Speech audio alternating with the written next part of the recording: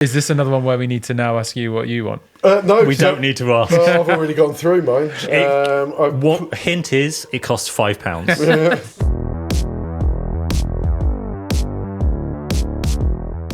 Hi, welcome to Going Long with Cycling Weekly, the cycling podcast about all things ultra, bike packing and adventure riding. My name is Stephen Shrubsall, and today I am with Mr. Ian Toe once again. Ian, how's it going? Yeah, I'm all right. Shrubby. Cheers, mate. Yes, correct Stephen. name. Yeah. And I'm also with a friend of the podcast, indeed someone that's been on it before, Mr. James Benson King, a.k.a. JBK, a.k.a.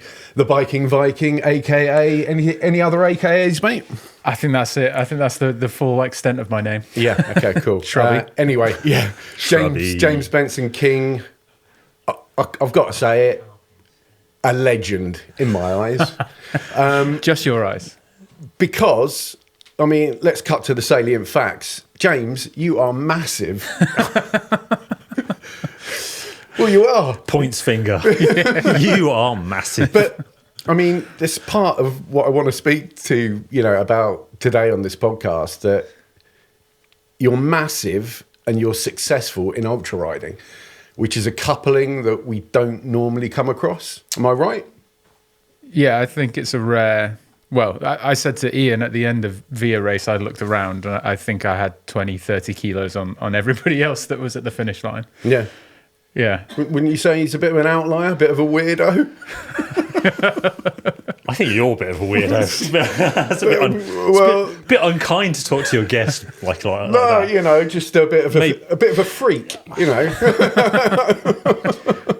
The same applies to you. Yes, okay, Freak, we're talking about weirdo. James now, actually. Yeah, You're We insulting can your slate guest. me a bit later, but yeah. A bit of an outlier, yeah, probably. I think, yeah, at least 20 kilos on some of the next guys. I think everybody ahead of you from 7th down to 1st must have been maybe even more, 30 kilos. You're talking about Veer here, where we will get to it later, but James came 8th in Veer, which is sort of continental schlep that Ian has organised. 4,000 kilometre race across Europe. Yeah.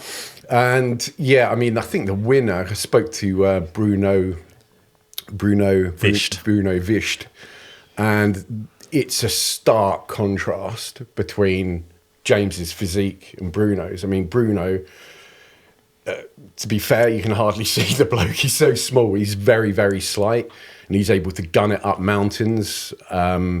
Yeah, I mean, he's like 60 kilos on a when he hasn't gone to the toilet in the morning, and he's like a pair of quads attached to a body. Yeah.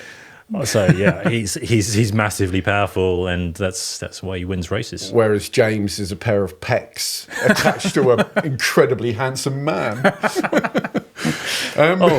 Calm down, Steve. I feel objectified. But, Yeah. Sorry, we brought you on here to abuse you. Wait till he drops his hair. There was a funny... I did some training at Bath and some testing to kind of see where I needed to improve. And there was a funny conversation at the end of the test where they were running through my results.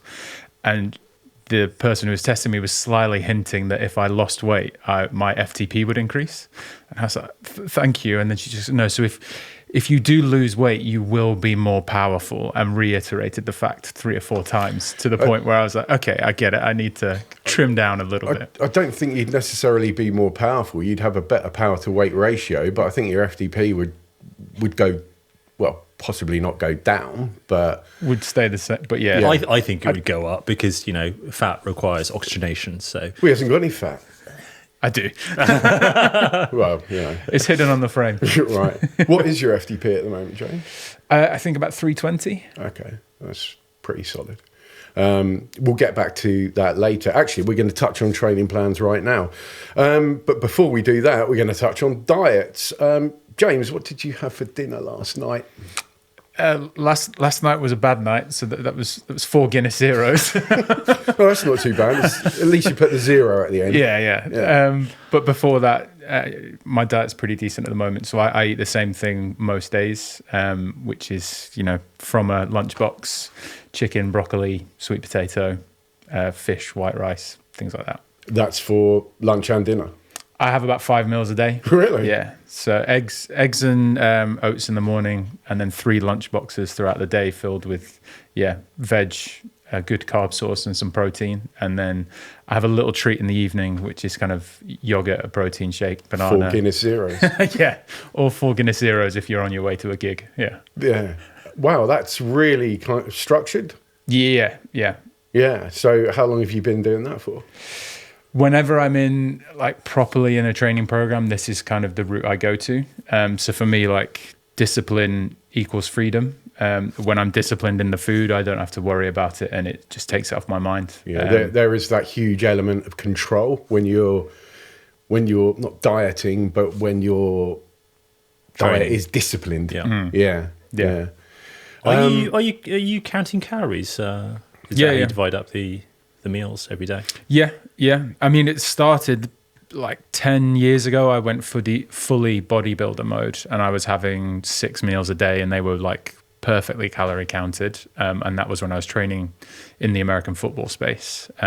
It's been updated now for a cycling model, but yeah, still count calories just to make sure. That's really interesting. Because in effect, it still feels like you are training like a bodybuilder. Eating like a bodybuilder. Yeah. But you're actually doing it for cycling. Okay, we'll get to that in a bit. Ian, what did you have for dinner last night, my friend? Was it nice? Oh, we're friends. We're friends again. Yeah, was it? I'm so glad. Was it nutritious?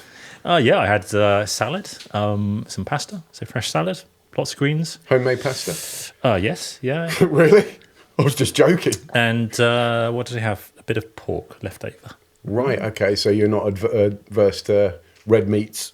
No, not at all. I mean, I'm all for eating real foods, especially from raw ingredients. I don't do processed foods. So as much as possible, we eat at home and we make everything ourselves, source everything ourselves as organic as possible.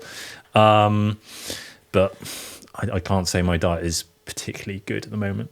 I'm not training very much, or I'm not training at all. And so I'm trying to eat less. So right now I'm fasted. So I'll only eat 2 meals a day. Right. What, lunch and dinner? Or? Yeah. Right. And You're fasted, so you're functioning at a really high level right now. Yeah. Well, why, thank you very much. As opposed to dribbling on the floor. I'm so hungry. I feel like the real reason we were asked this question is because Steve wants to tell us what he had for dinner last night. Steve always wants to talk about himself. Did you not get the memo? This is about me. Can you ask me a question, please? Yeah. How many packets of crisps did you eat? No. Sorry. How big was the packet of crisps that you demolished? Let me hit you with the new stats. No crisps. Whoa! Not even one. No crisps were consumed yesterday. Just yesterday. Or the day before. How about today? Not yet. What's that in your pocket? Is that a packet of crisps in your pocket? Or are you just pleased to see me? No crisps. Crisps are out. Crisps are old hat. My diet now looks very similar to yours too. Like a couple of weeks ago, it would have looked very, very different. Like, I would have breakfasted on a huge bowl of porridge with God knows what in crisps. it, Crisps on cereal. Crumbled up Monster Munch. Yeah, no, frazzles, you got to get your bacon in for breakfast. Gently ground over. And my lunch would be whatever. I'd probably go to the shop, hit up Tesco's with my club card. Yeah, get a meal deal, whatever. Can of Coke, packet of crisps, naturally. Triple cheese sandwich. It's nice, let's face it. Dinner, I train in the evening, then I'd get really, really hungry. I wouldn't have anything in the cupboards. Again, I'd go to Tesco's. Right, what's on offer? That pizza, that bread, that soup, just eat whatever. Oh, look, beers on special. I'll have those as well, please. Thank you very much. And that would pretty much be my my nutritional life. And it has been for a couple of years. We can tell. Shut your mouth. But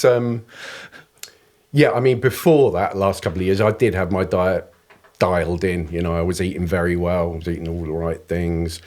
You know, life throws curveballs at you and you go to Tesco's with your club card, which is ultimately what happened. But now I am back on track. Jill Mooney, top nutritionist, has done me a diet plan. And that, just to clarify, that doesn't involve crisps. It can if I want it to. Yeah. Jill has said, I understand crisps are very important to you. Because protein, carbs, fats, crisps. That's your macronutrient makeup. So, yeah, she did say, though, you know, I understand crisps, you know, they're a very important part of your life and you don't want to say goodbye to them. But I did. I said, yeah, see you later, crisps. Did you need some sort of counselling before you did this? Did she say, go to Meal Deals Anonymous? Monster Munch Anonymous. No, I didn't. I just went cold turkey. Wow. I went cold crisps. So yeah, now my diet looks very different. It's all measured out like yours, James. So in the morning, I'll just have 40 grams of porridge oats with peanut butter, a little bit of maple syrup. Lunch will be a power salad. What's in the power salad? Yeah. Sweet potato. Nice. Loads of salad. Yep. And tuna, bit of chicken breast, So a bit of or something protein, like that. yeah. And dinner, and then also like I'll have a mid-afternoon snack, which will be I'm just waiting for him to say meal deal. which will be an oat cake, one oat cake with a tablespoon of cottage cheese. I mean, one oat cake. I mean, you know, back in the day, that would have been like A meal deal. no, it would have been like the whole box of oat cakes. Like, these are healthy. But One oat cake. One oat cake. So I'm really sort of counting the calories. And I've also, and dinner, you know, home cooked pasta, rice, protein, veg, all that. So you know. what was dinner last night? Dinner last night was rice with freshly slaughtered venison. I tell no lie. Had you just been driving around the countryside on small roads and freshly dinner. slaughtered a bed? Dinner time. No, actually, my next door neighbour, she gets, she's mates with a gamekeeper, and every now and then she'll get a muntjac or a roe deer in and skin it and butcher it, and I give her 20 quid and she gives me like half. So I've got Half a deer? Yeah, so I've got Wow. loads in the Wow. freezer. So I've got a diced roe deer, rump. With, you know, tomatoes, you know, just sort of stir-fried stuff. Very nice. So, yeah. I mean, venison tends to be really tasty. It's a little bit chewy, I must say. That depends on the cut. Yeah, but the muntjac I've had before was superb.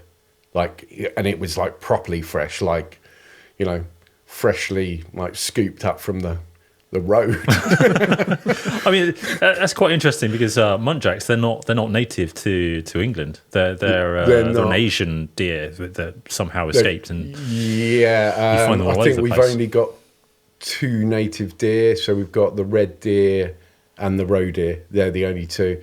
We had fallow deers introduced into our royal parks, like in the 1600s, I think.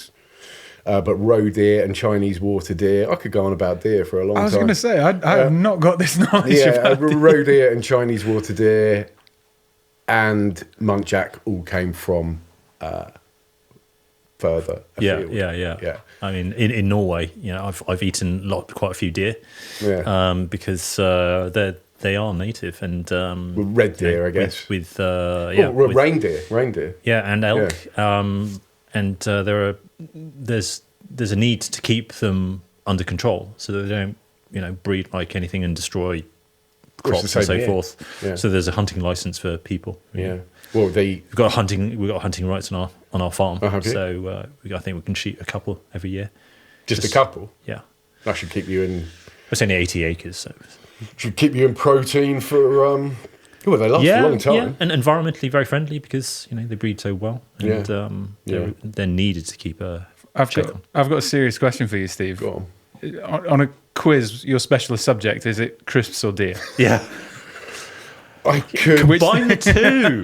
Yeah, Dear that's crisps. that's a tough one. I mean, obviously, crisps are a little bit more wide-ranging than deer. I mean, What flavour? Deer. I've eaten more. Mind you, when I went to Finland not long ago, I did have some reindeer, which I felt a little bit weird about, and I did have some brown bear, which I also felt Wow. a little bit weird about. In But- Finland. In Finland, Interesting. because they shoot them on the Russian border. Yeah. Pretty tasty though. It tasted like gamey lamb. It had that same sort of oily, sort of fatty. Brown bear. Yeah. Wow. Okay.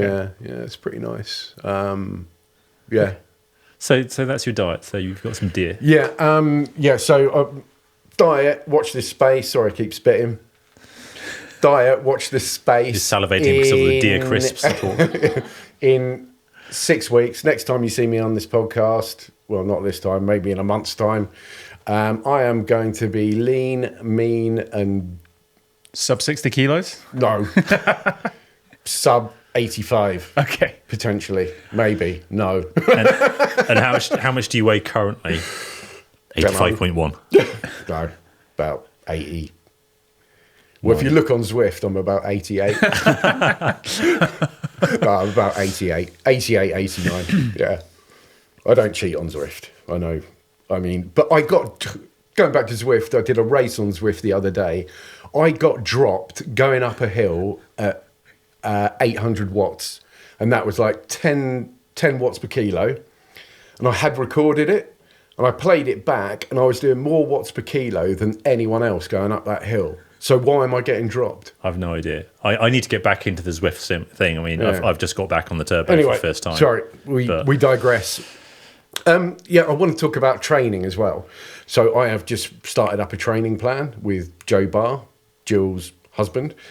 And he's got me doing some seriously mad stuff in the old shed. What's he got you to do then? Well, Training, right? On the bike. yeah, Okay, so good. I mean, lots of heart rate stuff. So he looked at my metabolic test and said, when my heart rate goes to 175, my body and my brain just go haywire, and I don't know where to get the fuel from. So he's making me go from 115 beats a minute, which is just about training, to 175, which is where everything starts going, bonkers. Staying there, so going from 115 to 175, staying there for a minute and coming back down. So is that reaching VO2 max, maximal oxygen intake? Yeah, Okay. more or less. It's where my body basically starts to spaz out. I think everybody's does it at 175. Well, no, I've got a very high max heart rate. My max heart rate is about 192. 192. Yeah, Wow. I'm nearly 50. And you call me a freak. Yeah, I know. Well, Nearly I'm a 50. different kind of freak. I'm doing bits and pieces like that, obviously long rides and stuff. But I'll be interested to hear what kind of training you're up to at the moment, both of you. James, I know you've got a lot planned next year. You've just been to the gym, I know this much. And you look like you've just been to the gym. You're big. He is huge, though, isn't he, old James? I think he's got a complex now.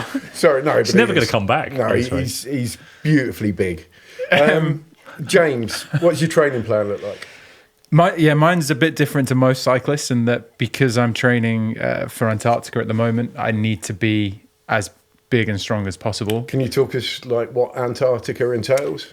I can. So my next goal is to be the first person to cycle across Antarctica. So it's a 2-phase project. The first phase is next year, and that will be cycling unsupported from the coast of Antarctica to the South Pole. So that's what I'm training for at the moment. That involves a fat bike with big old tires, and then what they call in the polar space a polk, which is essentially a sled at the back of your bike that will house all of my gear. So that will weigh roughly 130, 140 kilos. The whole setup. The bike will be about 20, we think, and then 140 towed behind me. Wow. Which I'll be cycling across snow. For those in the know, it's not the best surface to cycle across. And how long is that ride? Depending how fast I can go, 45 to 60 days, I think. Yeah. Minus 20, it's about 911 kilometers. Uphill and into the wind, because the wind comes from the South Pole. So constant Right. headwind. Okay, and what sort of wind speeds can you expect? If there's a katabatic spell, which is when they get really fast, up to about 120 kilometers an hour. So in those situations, you hunker down, and you're not riding. For the large part, it varies. So some days it won't be too bad, but that's kind of the extreme end. Where you're not riding in those conditions. And I'm assuming that you're going to have to hike a bit. You're not going to be able to bike all of it because, as we both know, fat biking, it very much depends on the conditions of the snow, how solid it is, how much has just come down. So you can't ride on completely fresh snow, deep snow. It has to be fairly compact. It's from that perspective, training is crucial because snow, this might be the smartest thing I ever say, is a dynamic substrate, which means that on any given day, it will react completely differently. And so I've only been out in Sweden for 2 months this year, and every day was different. And some conditions you think you'll be able to go out and ride, and it doesn't get a plan. And then other days you go, that looks like it's going to be really tough today, and it's cold enough that it's frozen over and it's easy to ride on. And so I think the biggest strength for me is that I'm not a typical cyclist frame. So others that have tried to cycle in the South Pole, as we've established, others that have attempted to cycle in the South Pole before, some successful, some not, tend to be a bit smaller. And ultra cyclist called Omar De Felice, he tried, so he's similar to Bruno, 60 kilos. When they have to get off the bike and pull the pulk or push the bike, they struggle because they're literally half of the weight of what they're carrying. For me, with my contact sports background and the fact that I'm training specifically, I know that's going to be the hardest part, is pushing the bike and pulling the weight of the pulk. That's what I'm training for. So my training program is essentially split in two. Half of that is cycling, so 3 cycling sessions a week. Try to get 10 to 12 hours of cycling in. Right, that's a lot. Over three sessions. Over 3 sessions, a longer session at the weekend, and then 2-3 hours in the week. Plus, a lot of that is supplemented by riding for an hour, zone 2 in the morning, without any fuel. So trying to fat adapt my body as well. So that's part of your those fasted rides, they're part of your 3 days? That's just almost background. Oh, right. So, I don't even count that as exercise anymore. Right. I just hop on the bike and I'm working on the computer. Okay. Yeah, I should count those in as sessions, but there'll probably be 4 of those sessions a week.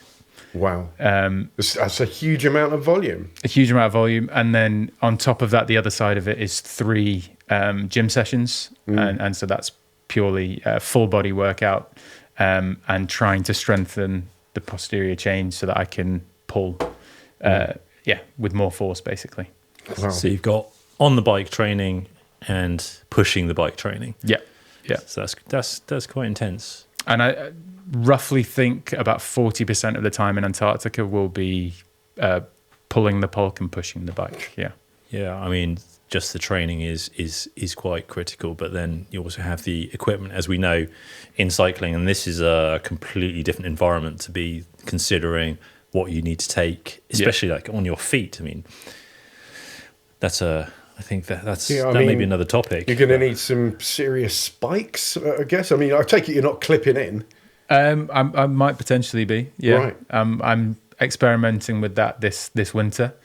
So last winter I was just wearing normal winter boots and was fully against clipping in because I thought it would take away from kind of the stability and your ability to stay on the bike. But I actually think that it could potentially help when there are situations where it just gets a little bit tougher, and clipping in might make it a bit more efficient with transferring that power and help you ride in some situations where otherwise you'd have to stop. Yeah. I mean, that sounds like one hell of an endeavour. And we will speak about it a little bit later as well on our next podcast, actually. But yeah, I mean, what I really wanted to talk to you today, because obviously, as we've already established, you are considerably bigger than most cyclists. Have you got an account? I mean, I thought I was big, but James, you're about 100 kilos? Yeah. And you have had a very successful year this year. I think we can agree. I mean, you came second in the Southern Divide to Ian. Yeah.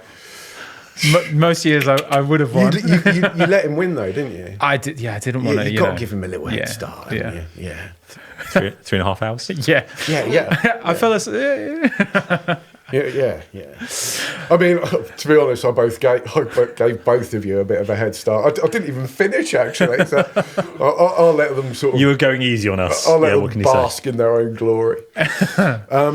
But first of all, excuse me, I found that amazing that you came second in that, because it was an incredibly hilly route and you were 100 kilos. And I did speak to you directly after that and said, how the hell did you fuel it?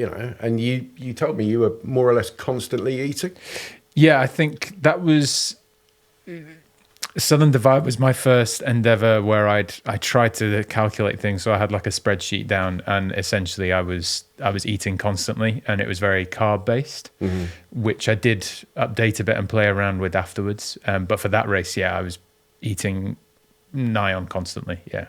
Right. I mean, because obviously the reason I say heavier riders have it harder is because we are burning more kilojoules than lighter riders. It's a lot easier to be a lighter rider. It's easier to get up a hill. You don't have to put out so much power.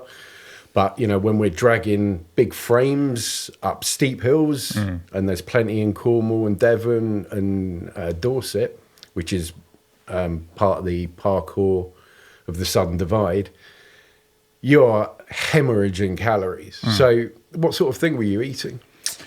I had, racking the brain now, I had a set mixture of food, about 5,000 calories, that I would try and emulate at each checkpoint to top up on.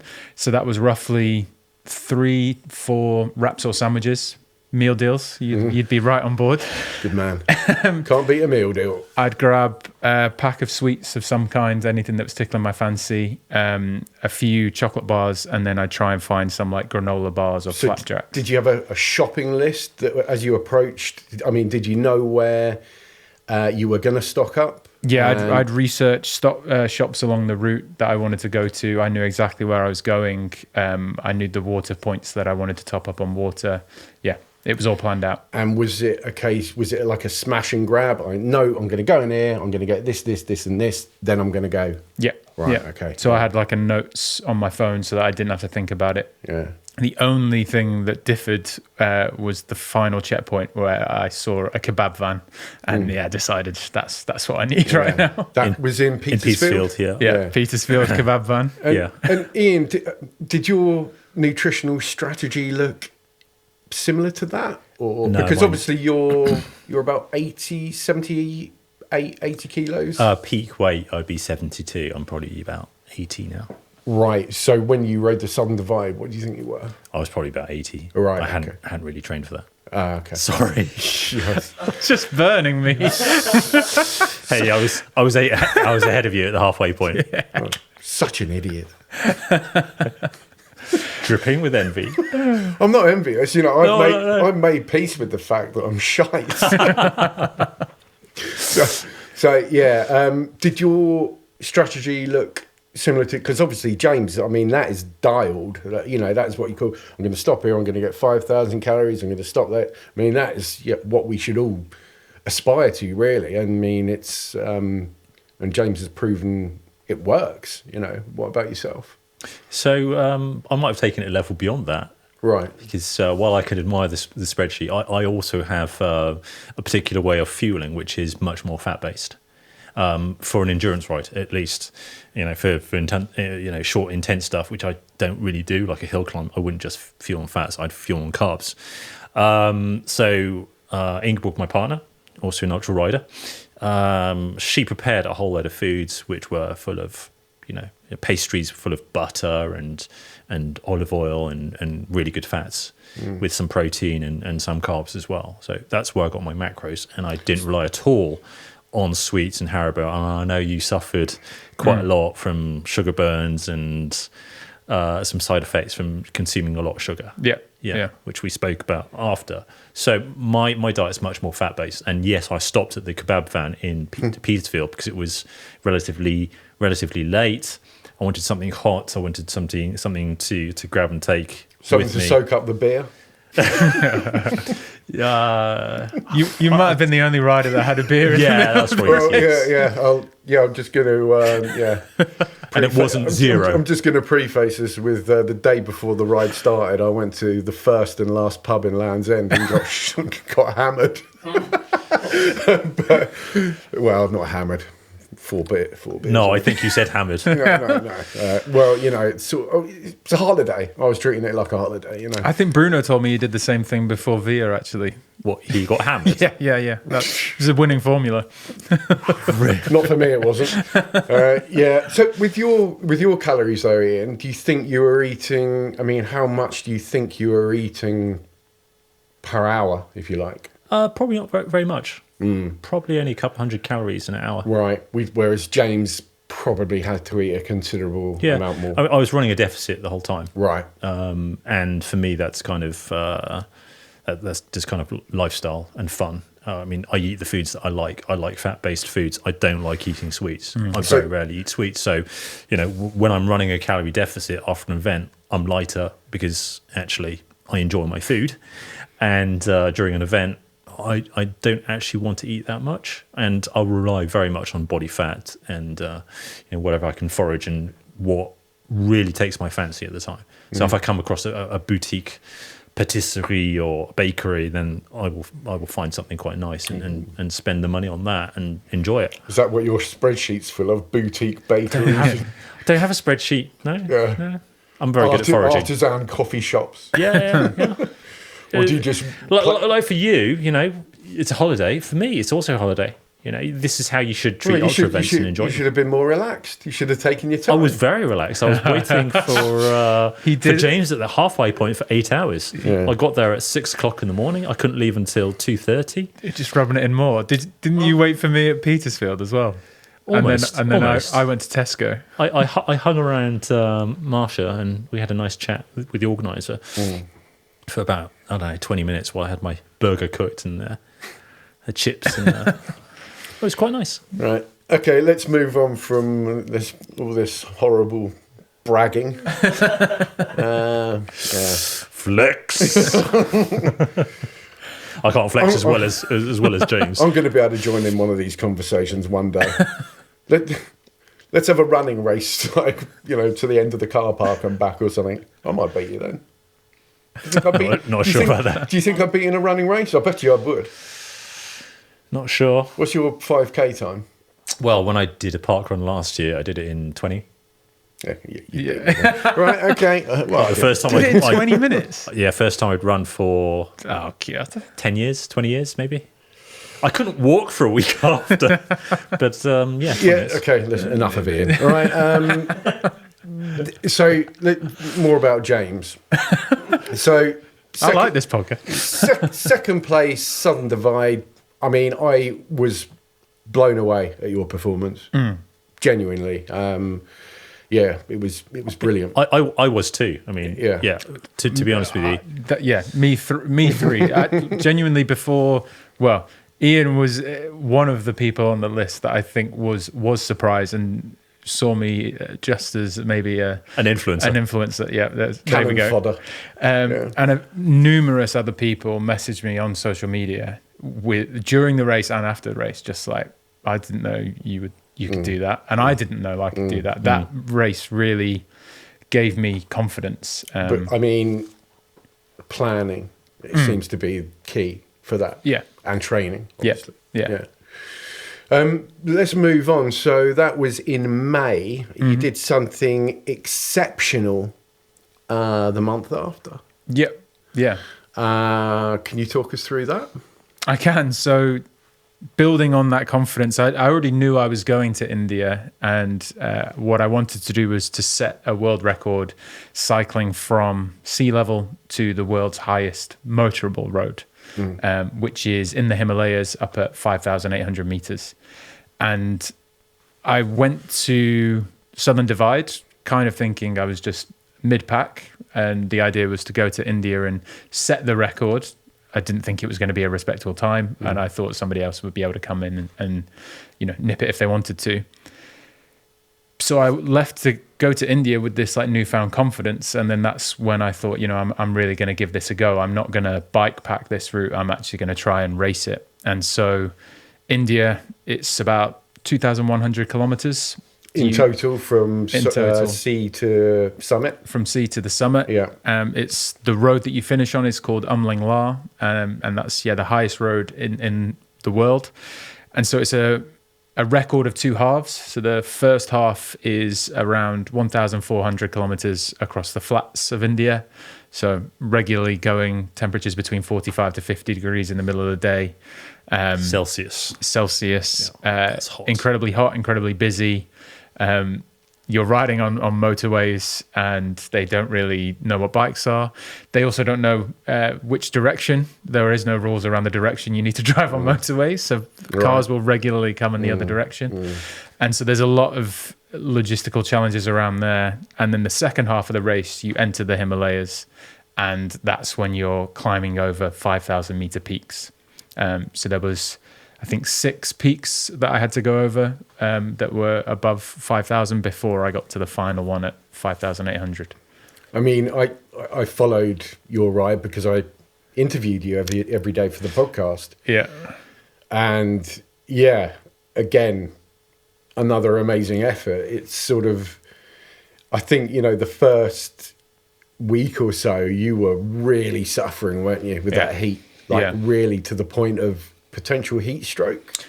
100%. I remember speaking to you on that first day and calling you up, and on the call I was in like such a hole. I was trying to hold it together, and I think after I hung up the phone with you, I just passed out basically. Right. Yeah, I was constantly drinking water, constantly electrolyte mixes. Like they're just like in Southern Divide. I didn't stop eating. I didn't stop drinking on that because it was just so hot for the first week. And you said you never actually managed to quench your thirst in that heat? No. So you were always thirsty, always had a dry mouth? Yeah. And from, I think, voice notes that we exchanged during your record, you were suffering a lot. Yeah. It was very evident that that the humidity was high, especially in the flats. But yeah, just to clarify, you weren't riding on illegal roads, were you? This is the organizer in me. You keep saying motorway. There is no... There are no rules. There are no India. rules. Yeah. No laws. No. I mean... there's like there is no rules in India. You can ride. Way to compromise a record, mate. There's one motorway It's verified already. which Guinness. I didn't go on because it's the toll road is considered illegal. Any other road is a free for all. Okay. But routinely, and I do want to stress, like multiple times a day, trucks would come the other direction, driving in the hard shoulder. I would have to pull into the middle of a four lane motorway. And if you hadn't, you get squashed. Yeah. But you just become. that is really, really inconsiderate. It's so bad. But you just become numb to it, and I think this is why some people ask me for like bike tours. They're like, "Oh, how was the traffic?" Traffic doesn't bother me anymore because of India, because of some of the roads I rode on in South America. Would you recommend cycling in any parts of India? The Himalayas, if you're going for a bikepacking tour, the Himalayas would be incredible. There is a route from a city called Manali to Leh, the 5 Peaks route. If you can do that, like the scenery there is incredible. And if you want to go more remote, up to the road I went to and around some of the lakes up in the Himalayas would be stunning. Manali to Leh, what's the traffic like on that? Not too bad. So Right. it's a single road, trucks every now and again, but it's nothing too crazy. Yeah. But you made it. I mean, I know it wasn't without its issues. Yeah. Obviously, with the heat with the first week, and then I think it was when you made it to Manali, which is the foot of the Himalayas. Yep. Which is where you started getting technical issues on your bike. Yeah, I had some brake pad issues, which I think I'd definitely brought along some subpar brake pads, and I think they got contaminated as well potentially. And then on the first mountain descent, I think I'd knocked my rim, and so lost a few spokes on that, which caused a string of problems, and which only got resolved when I completely changed the brake pads and changed the front wheel completely.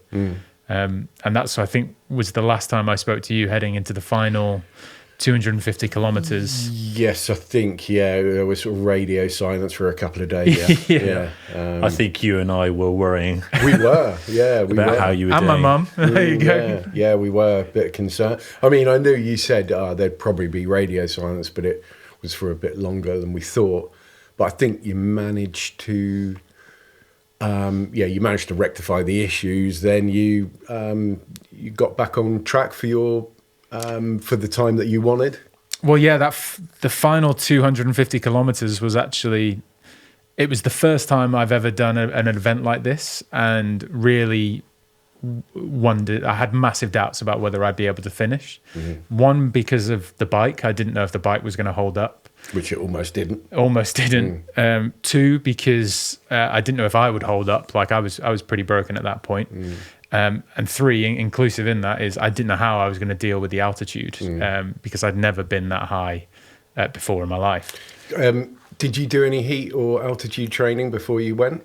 I did heat training, Right. which apparently I couldn't get to any chambers to do some altitude training, but apparently the adaptations from heat do pass over into altitude as well. Okay. So So I what do you did- do? Sit in a bath? Yeah, it's a bit more involved. No, it was that. Yeah, that was a hot bath every night. Yeah. It was very involved. So for 40 minutes, sit in a 40-degree bath, I think it was. And then the other half is indoor trainer, fully clothed up. Yeah, for like, I think I was doing an hour each day. Fully clothed? What do you mean, like bib tights? Hoodies and joggers. Really? Yeah, indoors. Yeah. Oh, God, you must have been dripping. I was dripping. Sweating, Yeah. pouring a bit. Not as much as me, 2.9 litres per hour, FYI. He's a heavy sweater. I'm a very heavy sweater. Check me out in the Precision Fuel and Hydration Hall of Fame or Shame. I'm up there with the heaviest sweaters in the world. Right. So, yeah, so they're contrasting, obviously, what you're training for now and what you train for in June, completely contrasting. But the last thing I wanted to talk to you about, again, this was probably the performance, your best performance this year in an ultra riding event. Would you consider it yours, Via? Would you consider your 8th place at Via? I would definitely say that's the one I'm most proud of. Yeah. I was very proud of you as well. I was watching you because, like, you were flying the flag for us Brits. Yeah. First place Brit. Yeah. First place Brit. And so, Via, let's talk about that.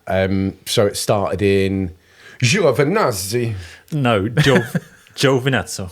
Giovinazzo. I've just been to Italy. I You're down Sardinia. with the lingo. Sardinia. same thing. Near Bari in southern Italy, in Puglia.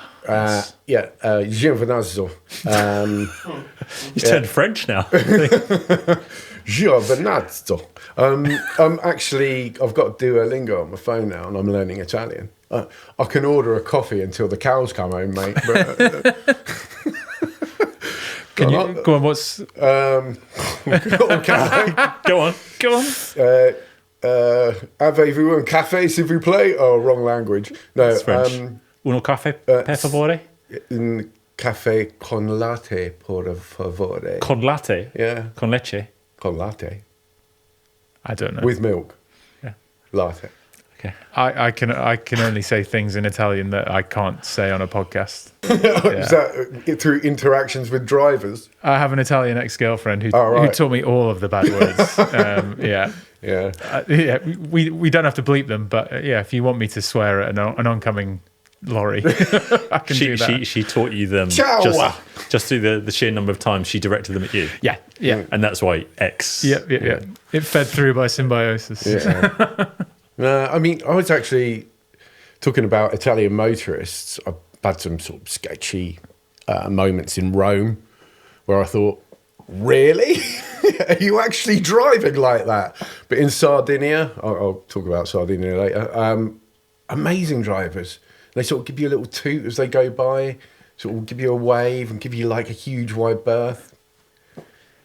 It's a very different kind of Italy. Yeah. There's Rome. Yeah. Rome is very different from the Yeah. north and the Anyway, south. back to Giovenasso, which is where Via started this year. 4,000 kilometres, wending its way up to Amerongen in the Netherlands. Organised by me. founded Organised by me, yeah. you. Talked about by me. Quite a lot, actually. So, I mean, you did this more or less straight off the back Yeah. of India. Yeah, I think it was a month after the Southern Divide, I went to India, and a month after India, I went to Via, Italy. Yeah. So, I take it you didn't do any training for Via. Pretty much at that point, Ian and I met at Gravel Rally. Was it Gravel? Stone Circle. Stone Circle. And after speaking... Which I was meant to ride as well, but I got back from Finland with a cold, so I just went. And to be honest, I couldn't be bothered to get up at 4 o'clock in the morning. Yeah, we were glad you didn't come. Yeah, You would have spoiled it. No, for I us. wouldn't. I would have led you two out for like 120 miles or however long it was. Go on. 120 miles, 120 metres out the car. If that. Yeah, so you met up at Gravel, the Stone Circle, sorry. And essentially realized that training wasn't going to be... I'd probably got enough fitness from India, and that really the majority of my efforts should be focused on the bike setup and dialing that in specifically for the ultra. And so that's what I focused in, was not the actual training, but the admin side of it. And did you use the same bike for India? And Same bike. A few different things dialed in. I needed to carry way less stuff because I was sleeping in doorways. But I pulled together an Excel spreadsheet and made a few big tweaks to the bike, such as a dynamo hub for the lights and things like that. Yeah. Top tip: Excel spreadsheets. Yeah. It's where they're at. Google Sheet. Or a Google sheet. Yeah. Pick your poison. Yeah. But Yeah. Lining up with 4,000 kilometres stretching out in front of you over unventured terrain, over mountainous, tough terrain, because you were going through, mountainous regions of Italy, Slovenia, Austria, the Vosges in France, which is, that's a bit of a sting in the tail. How do you feel when you line up now? I know you've done a lot of sort of adventures because you've done a lot of stuff prior to what you've done this year. How do you feel when you're staring 4,000 kilometres in the face? I mean, the adrenaline that goes through, I think it must be the same in every race, but 4,000k just dials it up a little bit. And yeah, the adrenaline that you feel on the start line, you're just full of like energy and raring to go. And I think the first 24 hours are essentially you calming that down because you realize we're going to be here for a while. And so that first, the first day is just slowing yourself down and getting into a rhythm. And then once you've found that rhythm, then it's just, keeping it going. But I've never felt anything like it before. It was amazing. Yeah. What, that feeling at the start? Yeah. Yeah. I mean, that huge step into the unknown. Yeah. And I think it's the addition of people around you, because a lot of the stuff I do is solo normally. And so I know I can stop when I want and nobody's timing me. There's no ticking clock in the background. But with this, there's that added energy of like, I'm competing. I'm against other You're people. looking behind you, 24 hours in. How am I getting on? Yeah, I mean, well, this is it. I think you weren't the only one. I'm sure, and I've heard the other riders talk about just how excited they were, how they were bricking themselves. Yeah. Even if they'd done races quote like this before. unquote. Yeah, and even the winners, the top three, the podium, the top 10, they were all bricking it and trying to tell themselves to just calm down. But it was a stellar field that you were up against, serial winners. I mean, amongst the top three, they probably got more than 30 wins. And they've won everything. And then even guys just behind you, like Philip, winner of Race Through Poland, for example, it was a very, very strong field. Yeah. Yeah. So, I mean, what do you put your success in that? Because you came 8th, top 10 on a you know, like, as Ian said, a very strong field. World class field. Yeah. What do you put that down to? Because again, you know, we come back to the fact that you're big, you know, and most people in the top 20, I guess, are around 60 kilos, not a lot more. Yeah, and this is something that you and I talked about a number of times between Stone Circle and Via, was your preparation and strategically how you would plan for different things. So what were the key things that you took away from those conversations as to how to be successful? For me, it's three things. The first is preparing the bike. And so that was a few key decisions which I'd run through with Ian. Such as? The Dynamo hub, I would say, was the biggest to power lights and to power a battery without needing to stop. I'm very comfortable sleeping not in hotels. And so that allowed me that option. I can sleep in a bivvy wherever I want to. And I don't have to worry about the power side of it. I was much more efficient with my time just sleeping in a bivvy. Do you prefer sleeping in bivvies to hotels? Definitely not in the cold Alps. Yeah. If I could afford hotels every night, I might have done it. Right. So some of that was to reduce costs as well. But I was definitely way more efficient in the bivvy. And how much sleep would you get per night? I was aiming for 4 hours, and then towards the end, I reduced it down to 3. And when would you generally sleep? Would you bedtime's 2:00 in the morning, or? It got earlier. So the night gets coldest right from 2 a.m. onwards, and I found it more difficult to sleep then. So I would actually start sleep around 10, 11. Right. And then wake up at 2 and start riding again. Yeah. Start the day again. That's it. Ad infinitum, or whatever it is, ad nauseum. That's the hardest part of the day. The riding is fine, but that 15 minutes after you wake up and you're like, right, okay, yeah, what are we doing? We're still riding. I'd wake up sometimes just completely in another world because your body wants to keep sleeping and resting. Did you sleep deeply? Yeah, super deep. Yeah. I've never...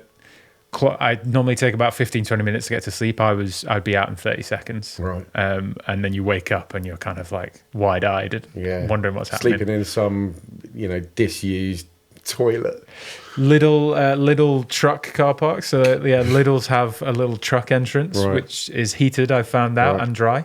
They were a big one, and German banks have little ATM sections, which are heated until I reckon midnight. So you mostly slept in urban areas? Yeah. Right. Yeah. I slept in like tree lines and stuff a few times, but towards the end it was easier to stop. It sounds incredible. It really does. I mean, I was sort of watching on, just in awe of everyone in the field, to be quite honest, because it's an amazing thing to do. And just you speaking about it now has really sort of revved me up. But I would say the biggest, preparing is one thing, preparing your nutrition is another.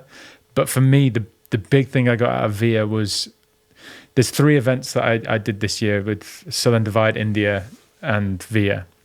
I went into all of them with a goal time, and I finished all of them within an hour or two. India's a bit different. Within an hour or two of that goal time. And I think there's so much power in having that number written down and knowing what that is. Right. That every race I'm going to enter or every event I do from now on, I will work that out, calculate it in Excel, back to Excel. And have that number there because it gives you something to work towards. Yeah. And that for me, if somebody is listening to this and wants kind of one tip, I would do that. Work out what you think your average speed is going to be. And this is all I did. I figured I could go at, I think I'd worked out 18 kilometers an hour total time. So including faff time, eating, sleeping. That was my moving time. Right. I'd then add in 4 hours each night for sleep. So that's, don't include that time. And then that was it. Times that by the distance. So I reckon I could cover 18 kilometers an hour average. So were you trying to cover, what speed were you generally going at?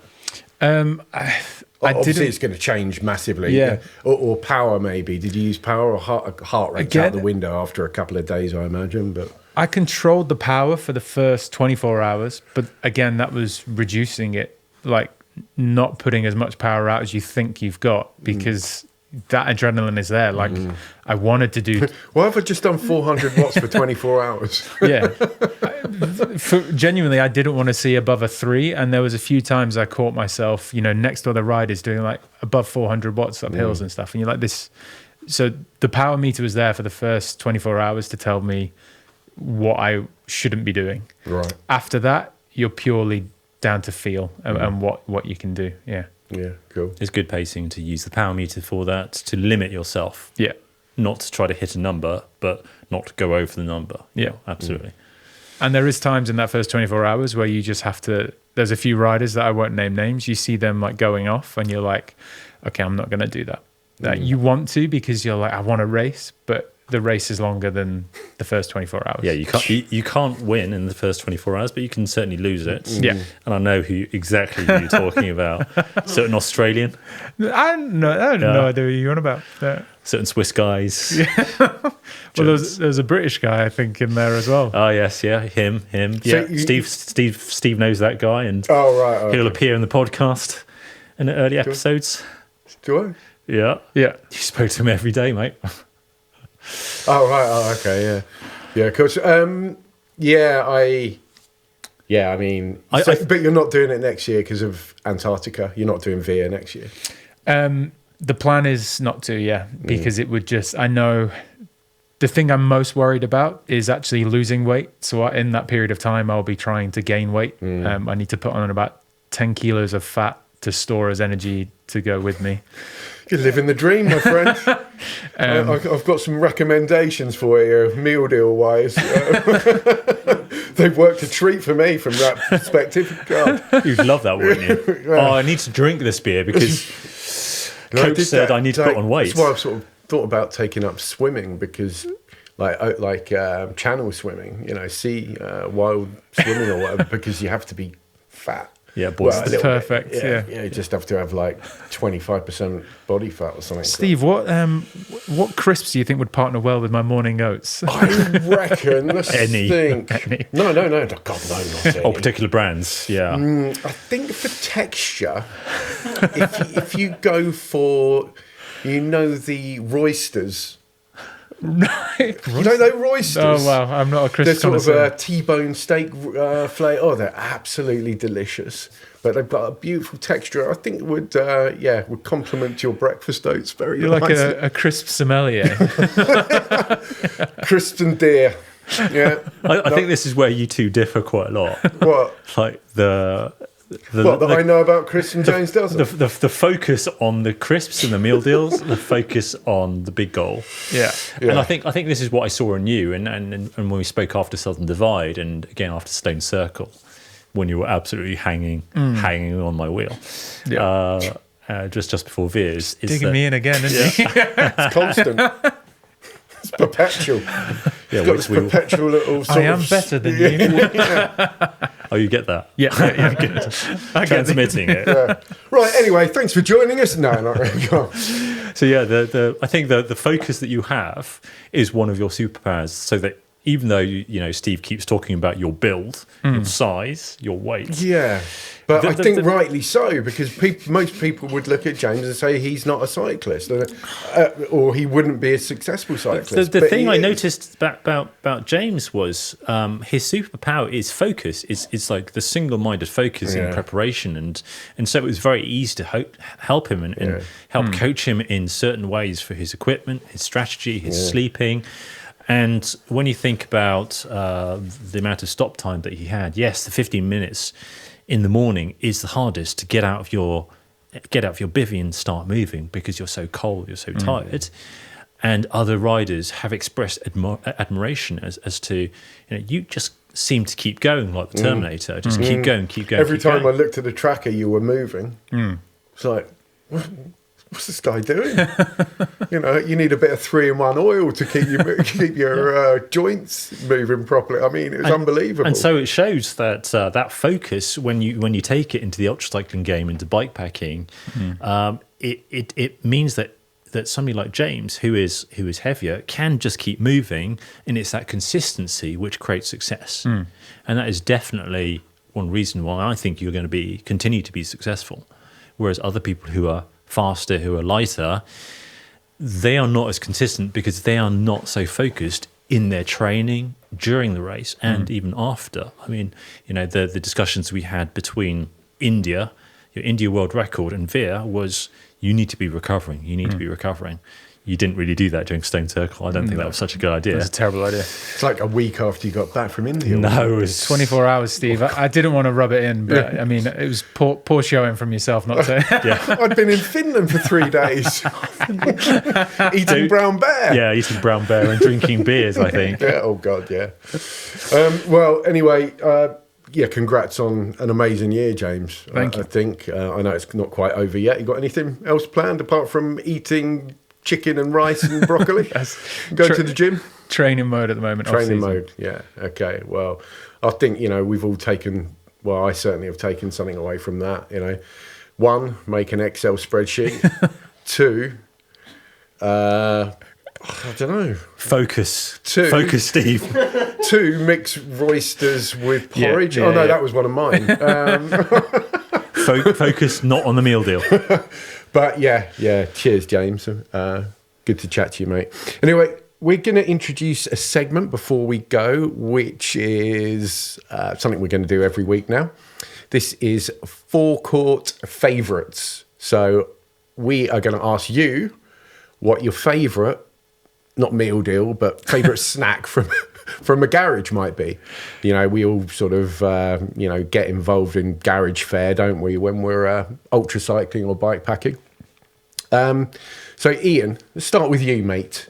You've rocked up to a Shell or an Esso or a BP. It's the only thing open at 2 o'clock in the morning.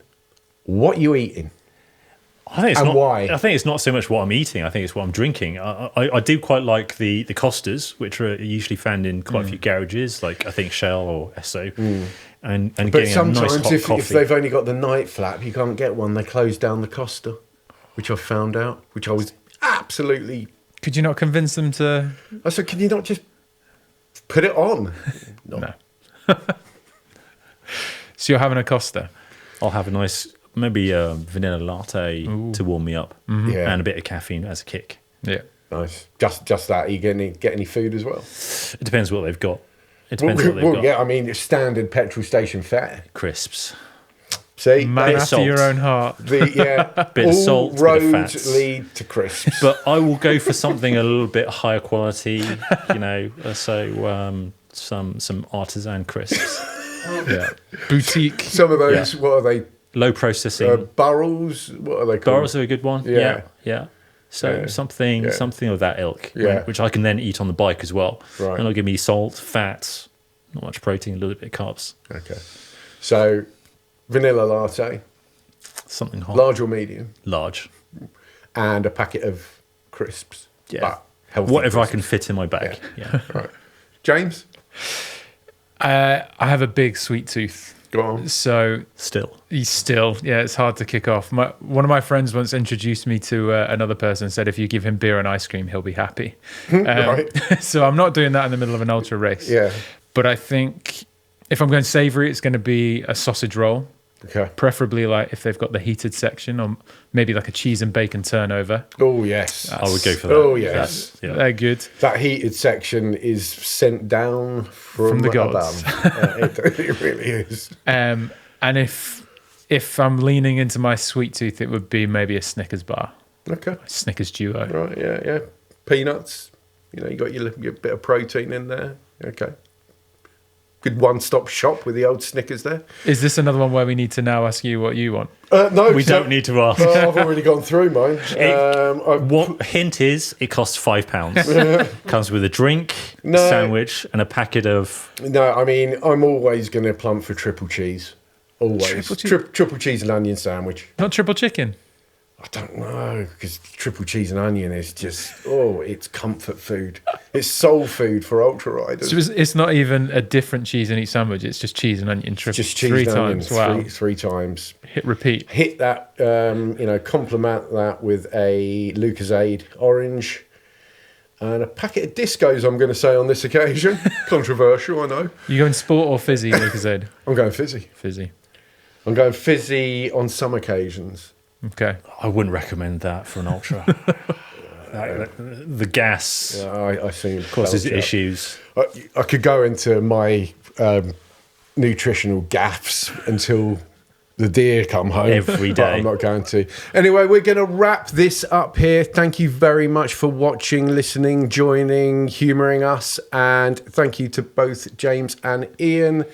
And say thank you to me. Thank you, Steve. Thank you. You're going to say thank you, Ian? Sure. Okay. Thank you, Stephen. Yeah. All right. Sure. See you again soon. Bye. Bye.